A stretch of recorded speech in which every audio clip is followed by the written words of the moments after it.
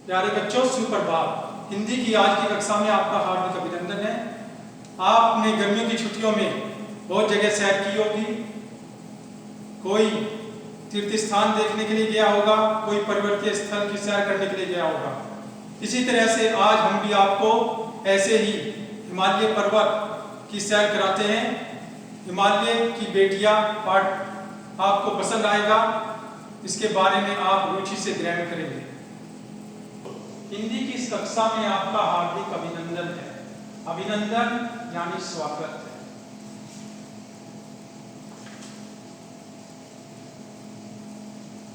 मैं स्वयं श्याम सुंदर दास, प्रशिक्षित स्नातक शिक्षक हिंदी, जवाहर नवोदय विद्यालय पेकुबेला, ऊना, हिमाचल प्रदेश। प्यारे बच्चों, आज हम जिस अध्याय के बारे में जानेंगे उसमें पर्वत भी है, नदियां भी हैं, सागर भी हैं और उनमें आपस में संबंध भी है। इन सब के आधार पर हम आपसे पूर्व ज्ञान से संबंधित प्रश्न पूछकर पाठ के नाम तक पहुंचेंगे। पूर्व ज्ञान यानी जो पहले से प्राप्त ज्ञान है वो पूर्व ज्ञान कहलाएगा। अवकाश के दौरान आप कहां घूमने गए थे? दौरान यानी समय। अवकाश के समय आप कहां घूमने गए थे? पहाड़ों पर, तीर्थ स्थल पर। पहाड़ पर्वत को कहते हैं, तीर्थ स्थल जो धार्मिक तीर्थ होते हैं वो तीर्थ स्थल होते हैं। सबसे ऊंचा पर्वत कौन सा है? पर्वत यानी पहाड़। सबसे ऊंचा पर्वत कौन सा है? हिमालय पर्वत। बहुत अच्छे, हिमालय पर्वत सबसे ऊंचा पर्वत है। इस चित्र में आप देख भी रहे हैं। हिमालय पर्वत का बर्फ जल बनकर मैदानों में किस रूप में आता है? नदियों के रूप में। बहुत अच्छा, नदियों के रूप में। आप इस चित्र में नदी भी देख रहे हैं। अगर नदी हिमालय पर्वत की लड़की है तो पर्यायवाची बहुवचन के रूप में क्या होगा? लड़की का पर्यायवाची बहुवचन के रूप में क्या होगा? बेटियां। बहुत अच्छा, इस चित्र में आप बेटियां भी देख रहे हैं। आज हम हिमालय की बेटियां पाठ के बारे में चर्चा करेंगे और आप रुचिपूर्वक ग्रहण करेंगे। हिमालय की बेटियां, ये हिमालय की बेटियां पाठ जो है सुप्रसिद्ध मैंने जो अच्छी तरह से प्रसिद्ध हो, विख्यात हो, उसे सुप्रसिद्ध कहेंगे। इसके लेखक नागार्जुन जी हैं, जिसके द्वारा यह पाठ लिखित है। इस लेख में लेखक ने हिमालय पर्वत से निकलने वाली नदियों का वर्णन किया है। हिमालय से बहने वाली गंगा, यमुना, सतलुज आदि नदियां दूर से लेखक को सामने गंभीर दिखाई देती है।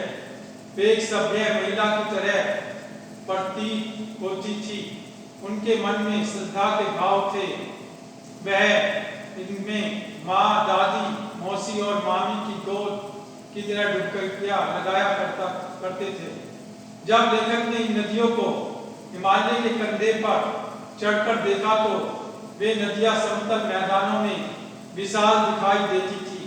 विशाल यानी बड़ी।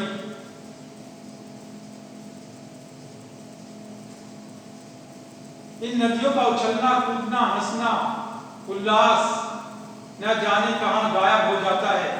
लेखक इन हिमालय की बेटियों की बाल लीलाओं को देखकर आश्चर्य होता है। हिमालय की इन बेटियों को न जाने कौन सा लक्ष्य इस प्रकार बेचैन होकर बह रही है। ये बर्फ की पहाड़ियों में, घाटियों में व चोटियों पर लीलाएं करती हैं। देवदार, चीड़, चिनार आदि के जंगलों में पहुंचकर शायद इन नदियों को अपनी बातें याद आ जाती होंगी। न जाने हिमालय इन बेटियों के नटखटपन यानी शरारतीपन को कैसे झेलता होगा। सिंधु और ब्रह्मपुत्र दो महानदियां हैं। सिंधु ये नदी का नाम है, ब्रह्मपुत्र भी नदी का नाम है, जो महानदी यानी बहुत बड़ी नदियां हैं जो हिमालय से निकलकर समुद्र में मिल जाती हैं। लेखक ने इन नदियों को बूढ़े हिमालय की गोद में खेलने वाली बालिकाएं बताया है। हिमालय को ससुर और समुद्र को उसका दामाद कहने में भी लेखक को कोई झिझक नहीं होती। कालिदास के यक्ष ने भी मेघदूत में कहा था कि बेतवा नदी को अपने प्रेम का संदेश देते जाना। इससे लगता है कि कालिदास जैसे महान कवि को भी नदियों का सचेतन रूप पसंद था। काका कालेलकर ने भी नदियों को लोक माता कहा है। लेखक इन्हें माता से पहले बेटियों के रूप में देखता है। मेघदूत ये कालिदास की प्रसिद्ध रचना है। बेतवा एक नदी का नाम है और सचेतन का मतलब सजीव और लोक माता यानी संसार की मां। लेखक तिब्बत में सतलुज के किनारे बैठकर उसके पवित्र रूप से प्रभावित हो गया था। वह खुश होकर गीत गाने लग गया था। सिंधु और ब्रह्मपुत्र नदी की क्या विशेषताएं बताई गई हैं? दूसरा प्रश्न, काका कालेलकर ने नदियों को लोक माता क्यों कहा? तीसरा, हिमालय की यात्रा में लेखक ने किन किन संबंधों की चर्चा की है? इन सभी का उत्तर आप देंगे। नदियों को मां कहने की परंपरा हमारे यहाँ काफी पुरानी है, लेकिन लेखक उन्हें किन किन रूपों में देखता है? सतलुज नदी को किसकी बेटी कहा गया है और क्यों? नदी का लक्ष्य क्या है जिसने इन्हें बेचैन कर रखा है? लक्ष्य यानी उद्देश्य। हिमालय की बेटियों का हाथ पकड़ने का सौभाग्य इसे मिला है। लेखक के दिल में नदियों के प्रति कैसे भाव थे? किसका प्रेम पाकर भी बेटियों का हृदय अतृप्त रहता है? अतृप्त मैंने प्यासा। बहुविकल्पीय प्रश्न।